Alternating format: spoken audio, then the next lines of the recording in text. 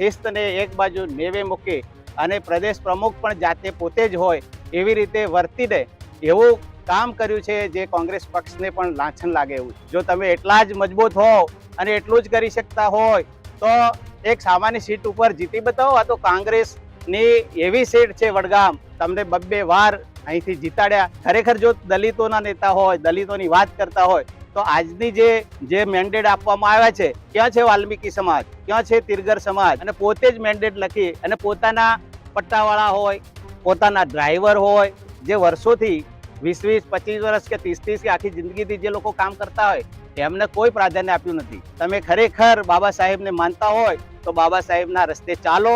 આખો વિડીયો જોતા પહેલા હજુ પણ અમારી ચેનલને સબસ્ક્રાઇબ નથી કરી તો યુટ્યુબ પર સબસ્ક્રાઇબ કરો અને ફેસબુક અને ઇન્સ્ટાગ્રામ પર ફોલો કરો.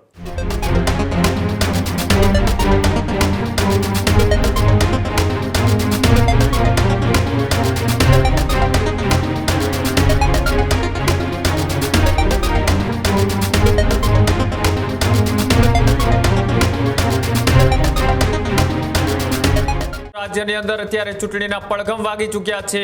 એ કોંગ્રેસ કે જે ભાજપ સામે એકજૂટ થઈને લડવાની વાત કરે છે ત્યારે સ્થાનિક સ્વરાજની ચૂંટણી સમયે જ કોંગ્રેસનો આંતરિક કલહ સપાટી પર.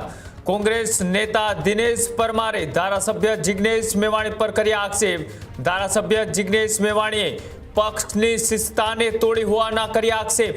પ્રદેશ પ્રમુખ પોતે હોય તેવું વર્તન કરી અને મેન્ડેટ જાતે લીધા હોવાની વાત પણ દિનેશ પરમારે કરી. જિગ્નેશ મેવાણી સરમુખ્યાશાહી ચલાવતા હોવાના પણ આક્ષેપ દિનેશ પરમારે કર્યા. વડગામ તાલુકાની પ્રજાને જિગ્નેશ મેવાણીએ અન્યાય કર્યો. મેવાણીએ પોતાના પટ્ટાવાળા અને ડ્રાઈવરોને મેન્ડેટ આપ્યા હોવાના પણ કર્યા આક્ષેપ. જિલ્લા અને તાલુકા પંચાયત નહીં બને તો જવાબદાર જિગ્નેશ મેવાણી રહેશે. આવી વાત એ કોંગ્રેસના નેતા દિનેશ પરમારે કરી છે.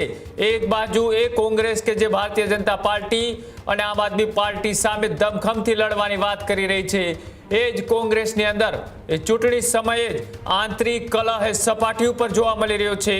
વડગામની અંદર જિગ્નેશ મેવાણી ઉપર ગંભીર આક્ષેપ લગાડ્યા છે કે જેઓ પોતે પ્રદેશ પ્રમુખ હોય તે રીતનું વર્તન કરી અને મેન્ડેટ જાતે લઈ ગયા અને ત્યારબાદ તેમના ડ્રાઈવરો અને અંગત લોકોને મેન્ડેટ આપ્યા હોવાની વાત દિનેશ પરમારે કરતા શું કહ્યું આવો તે પણ જોઈએ.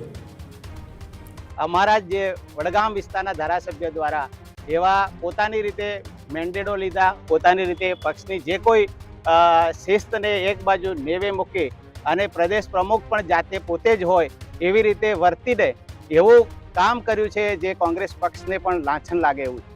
ભાઈ, આજના સમયે જો તમે એટલા જ મજબૂત હો અને એટલું જ કરી શકતા હોય તો એક સામાન્ય સીટ ઉપર જીતી બતાવો. આ તો કોંગ્રેસની એવી સીટ છે વડગામ કે જ્યાં વડગામમાં દલિતો અને મુસ્લિમો એટલા પ્રમાણમાં છે કે કાયમી માટે કોંગ્રેસને ભરેલા છે. અને કોંગ્રેસ પાર્ટીના આવી રીતે એનું અપમાન કરવું, કોંગ્રેસ પાર્ટી તમને 2 વાર અહીંથી જીતાડ્યા એટલે તમારી સરમુખત્યારશાહી કરી અને વડગામના લોકો આજે વડગામના લોકોના વતી હું કહું છું કે વડગામના લોકો ભારોભાર આનાથી અમને અન્યાય થાય છે અને પોતાની જે ખરેખર વિકાસ થવો જોઈએ એ ગુજરાતના બીજા તાલુકા કે બીજા વિધાનસભાને જુઓ, માત્ર અમારો ધારાસભ્ય શાની વાતો કરે?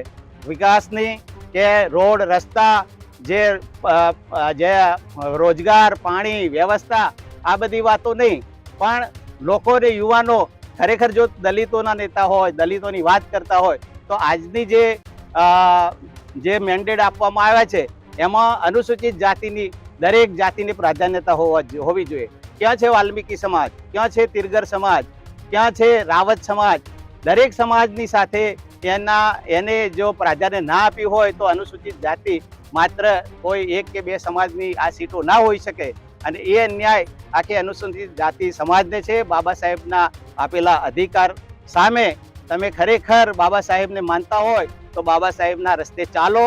માત્ર લોકોને ઉશ્કેરવા અને લોકોને ઉશ્કેરી અને પોતાનો રોટલે શેકવો એ આજની જરૂરિયાત નથી. આખા પ્રકરણમાં તમે જોશો તો વડગામ ધારાસભા મત વિસ્તારના જેટલા પણ વિસ્તારો છે અને પાલનપુર એ સિવાયના પણ જ્યાં દલિત સીટો હતી તેના તમામ મેન્ડેટ એમણે પોતે પ્રમુખો સાથે કોઈ પણ વાત કે નહીં હું જ લઈ જઈશ એક સરમુખત્યાર જેવી રીતે કરે, એક હિટલરશાહી રીતે કરી અને પોતે જ મેન્ડેટ લખી અને પોતાના પટ્ટાવાળા હોય, પોતાના ડ્રાઈવર હોય, કોંગ્રેસના કોઈ કાર્યકર જે વર્ષોથી 20-20, 25 વર્ષ કે 30-30 કે આખી જિંદગીથી જે લોકો કામ કરતા હોય એમને કોઈ પ્રાધાન્ય આપ્યું નથી.